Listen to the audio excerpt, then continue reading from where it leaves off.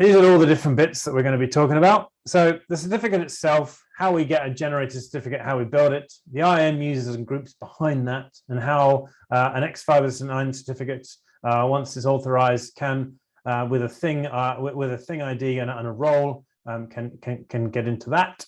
How Cognito can identify users and clients to AWS IoT, so you can interact with your device, but also you can request certificates for devices you're provisioning with your mobile phone or other things. Custom auth, so not every device can support MuteTLS, especially the ultra thin ones. So how does custom authorizers work? How do they add value? And then lastly, ML-based security modeling, so monitoring. So even though you've got all these things going on, you still want to make sure that the device is doing what you expected it to do. So what we have is some product there that can actually monitor based upon metrics of how it's connecting, why it's connecting, how much data is sent and such. So let's move on to starting at the edge. Requiring authorization and encryption at all points is important to adhere to security. So you basically need to build a thing. Okay, so here we have our thing, and our thing needs to communicate. So it can communicate to AWS IoT Core using MQTT or HTTPS. It uses a mutual TLS certificate in basic terms, and that set of keys can get pushed to it in various different ways, either through manufacturing or post-manufacturing in some sort of provisioning action. Now we have a role that comes to that, and that role that the thing is attached to allows that thing, the policy allows that thing to be able to only do specific things. So, for example, you could be very, very strict and say this teapot thing here is only allowed to subscribe to a topic or connect and publish to a topic, and that topic has to be super specific around the device. And we'll have a look at that in a second. So you can be really granular about what the device is allowed to do within IoT Core. You can also connect via a role to STS. So you can actually have, you can use STS to call out to other services if you trust the device enough to be able to allow that. So you can actually say from your thing profile, you can say, hey, this device is allowed to connect to something like DynamoDB. And you can use STS certificates to actually get that. Or you can say, I don't want any of that to happen. I only need the device to be incredibly strict, and it can only talk on one topic, and it can only send this amount of data. And then you bring that DynamoDB, connection to a rule in the back end of IoT Core. So it sends its message, IoT Core receives the message, a rule gets triggered, and a rule updates DynamoDB. So you've got some physical abstraction around how messages get used inside the cloud. That's nice. But what we're doing with the physical devices, you know, because basically you can put you can steal certificates, you can steal MAC addresses, you can steal client IDs and thing IDs. So what's going on there? So we've been working with FreeRTOS for some time at AWS. Now we actually took over control of the FreeRTOS source code a while back, and we look after it for the community. Now there is a standard version of FreeRTOS with no Amazon imprint on it that you can use, and we've employed Richard Barry, who you guys may know, who wrote a lot of or most of FreeRTOS. So he makes sure that source is well maintained, and we help him maintain that, and we support FreeRTOS as a business.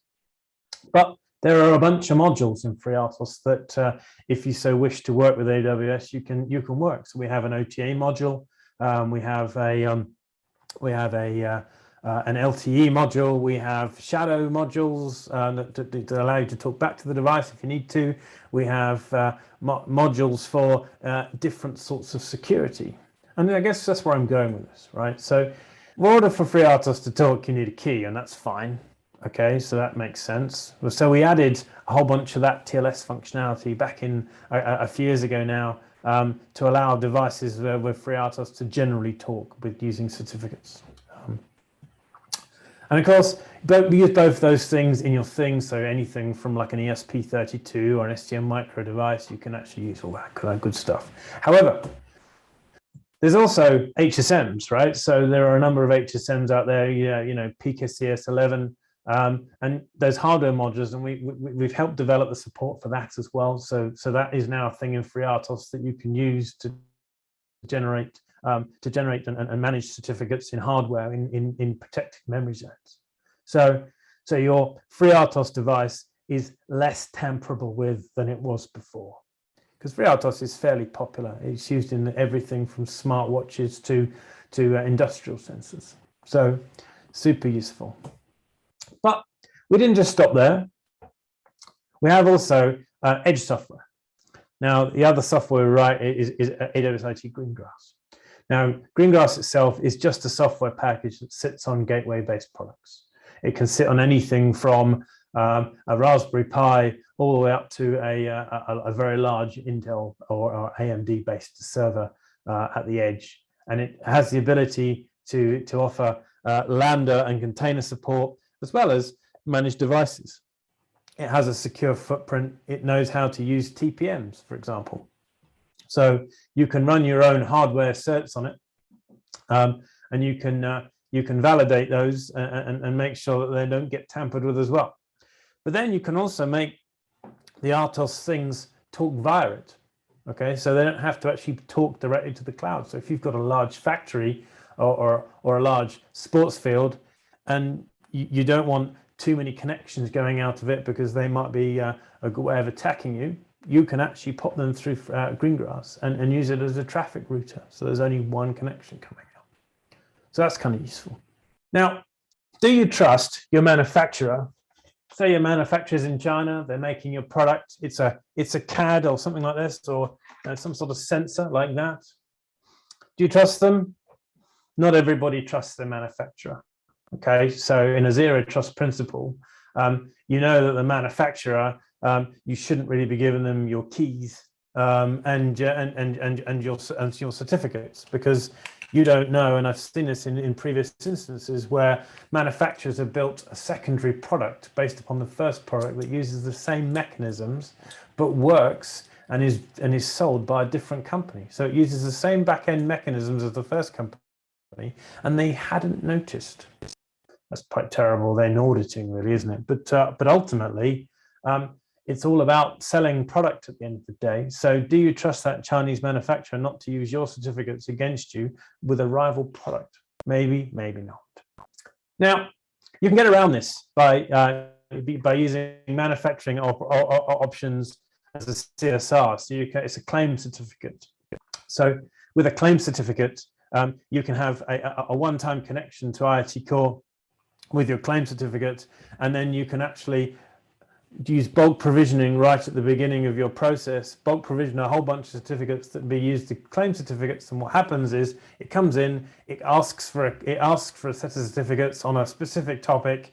It gets the connection, gets held, it gets requested, it gives you, it says, yes, this is a valid device. And then gives it the right credentials to come back out again and start talking on standard topics.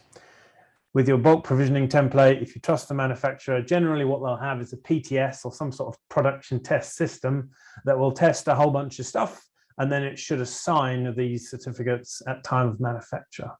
So this really helps if you're manufacturing for Europe, for example, so you don't actually know what region your device is going to end up in. It could end up in Spain, it could end up in the UK, it could end up in somewhere like Norway. And there are different regions in AWS, as you guys know, and using claim certificates can also allow you to kick the device into the right region. So say you don't trust the manufacturer, say you don't want to trust the manufacturer, you just want to have a thing made, and then you want to leave that manufacturer or leave them to make the devices. They all arrive in boxes, and then you need to authorize it. So you can do that, but based upon a gap profile with user auth. All right. So generally, you'd build an app, and that app would use would use standard functionality such as Amplify framework. You could use React framework as well. There's a whole bunch of really good AWS functions on React frameworks. And you build an app in your mobile phone or a mobile phone app which has username and password. That username and password authenticates with an AD. That once it's authenticated, the API gateway, you can set up an IAM provisioning role on a Lambda, and we actually supply that Lambda code in our documentation, which can go use AWS CLI to go and create a thing, go and create some keys and a certificate for that thing, and then grab them back again, and then load them into the device.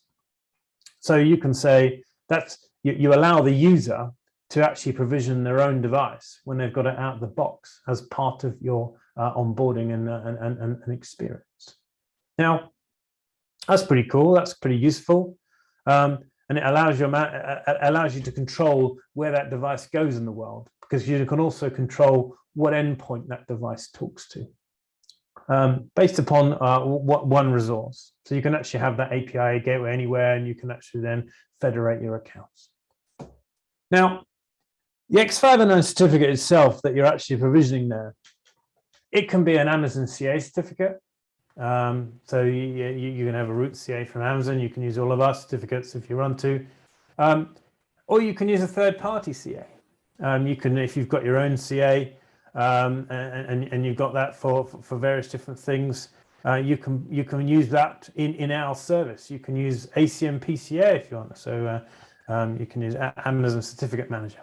And then that's backed off by identity and management. So as I said before, everything that gets a certificate also gets a profile, and that profile defines what the device is and does, or the policy, sorry, what it is and does, and it also defines what it can talk to, and we'll come into that in a second. Now, generally with policy structure, what we see is we see a statement. And then we see a principle, an action, and then a set of conditions that define that action, and then the last bit's the values. So, for example, we could end up with a username, right? So the principle of this one could be you've got a username, and then you're allowing that username to list billing groups. Okay, so that's the action from the principle. And then you can then ask for only specific resources out of that billing group. So if you've got a lot of different billing groups and you want that resource to do something, you can say, I want to limit you to one company's billing group. And then you can actually have a condition with that, all right, which sits there and says, only if the project is this and the user defined is Y. Sorry, excuse me, getting a dry throat. And this works across the board. So your principle doesn't necessarily have to be a user. It can be a topic. It can be a value of a topic. It can be, the action can be a publish. The action can be a subscribe. So let's get into that. So here we have some IoT policy. All right. So what we're saying here is we're saying, I'm allowing you to connect to my IoT gateway through my endpoint, but I'm only allowing the client that matches the thing name that the certificate matches. Okay, brilliant. So if you hacked on the host and you didn't know that, and you used a different thing name for your client, wouldn't work. All right, you need to match the client ID as well. So you can actually only match the client ID to publish, which is what you would get in the string from the piece of software. Now, that can match the thing ID as well, or it can match something else you've put into the values on the thing ID. And then subscribe. So you're only allowed to you can then say you're only allowed to subscribe to specific topics based upon where the thing ID is in the name of the topic. So it could be London and then the sensor name, and then another subtopic of the data it's sending.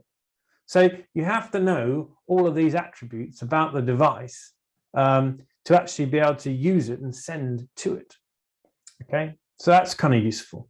So, and then we have users and roles on top of that, right? So the device also has the ability to actually, you can send you can send IAM user roles and data to it as well. So on the other side of it, with your employees and with third parties that interact with your business, you can say, hey, I'm going to let you guys have a look at my AWS account. I'm going to give you an idea on it, but I only want you to do certain things in that account, and everything else you're not allowed to do.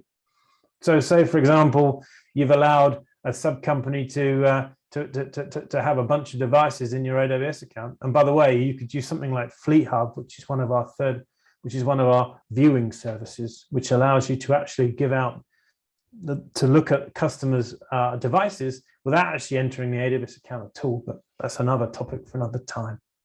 But you can allow them to have access to only very specific things. So they're only allowed to see certain policies, they're only allowed to see certain devices, and everything else is out of bounds. So that's very useful. So we've got granularity from the certificates, we've got granularity from the connection profile, we've got granularity from what it's allowed to actually push as topics and notifications. And then lastly, with granularity from our user base that are allowed to view and see those resources. Now, everything else in AWS also has IAM policy attached to it. So you can be super, super granular about what is visible. So you're lessening your blast radius of something coming along and going, oh, look, I'm going to really attack this and send a boatload of data at it. So last thing here is a custom authorizer. So what if your device doesn't have username, it doesn't have the ability to run TLS. So you can actually run a custom authorizer in a Lambda that actually authorizes based upon name and also token as password and client ID, and actually invokes a policy based upon that. And then lastly, we've got the AWS IT Device Defender, which sits there and watches all the devices and looks at what normal looks like.